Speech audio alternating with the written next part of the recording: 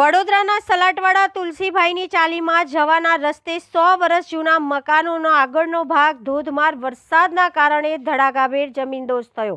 સૂત્રોના અનુસાર ઘરમાં રહેતા 5 થી 6 લોકોના ઘરની પાછળના ભાગે હોવાથી તેઓ બચી ગયા હતા અને અંદર ફસાઈ ગયા હતા। કોઈ જાનહાનિ થઈ નથી।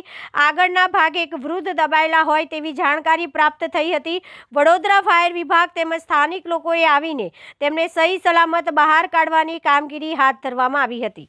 રાત્રે મોડે સુધી કામગીરી કરી તેમને રેસ્ક્યુ કરાયા હતા। આ મકાન જૂનું હતું, આપોઆપ જ આખું બધું ધસરાઈ ગયું છે। ટેકા બી હતા, ટેકો બી લગાવેલો હતો અને આખું એવું ને એવું ધસરાઈ ગયું। કોર્પોરેશન દ્વારા અહીંયા કોઈ નોટિસ આપવામાં આવી હતી? પહેલાં આપેલી છે અને બધાને અમે જે ઉપર જે મકાન રહેતા હતા એ બધાને નોટિસો આપેલી બી છે, તો પણ એ લોકોને કંઈ હતું નહોતું અને બધા જે કાકા રહેતા હતા એમને બી અમે કીધેલું અને એ બી નકારવાનું માંગતા નહોતા। કેટલા વાગે આ બનાવ બન્યો?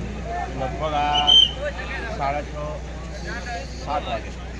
કેટલા જણ અંદર દબાયેલા છે? શું છે સ્થિતિ? એક જ જણ હતા કાકા, અમે તો પાછળની સાઈડ પર હતા।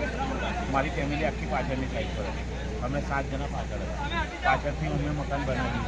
હમણાં જે દબાયેલા છે તેમની સ્થિતિ કઈ રીતે છે? એ હજુ તો નકર છે, ખબર પડશે અમને બી, મને બી નહીં ખબર એ આખા કેવી રીતે એ થઈ ગયા। કેટલી ઉંમર હશે જે કાકા દબાયેલા? એમની લગભગ 70 હશે। શું નામ છે?